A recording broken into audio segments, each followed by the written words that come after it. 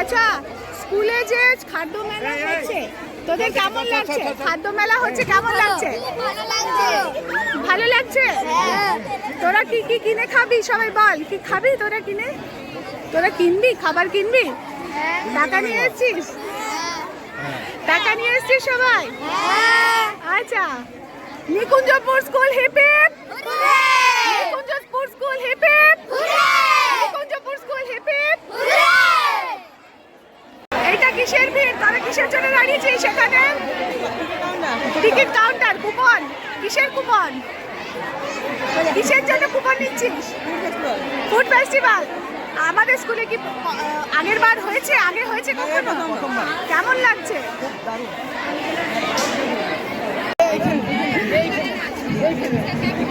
এই কেমন লাগছে স্কুলে খাদ্য মেলা হতে?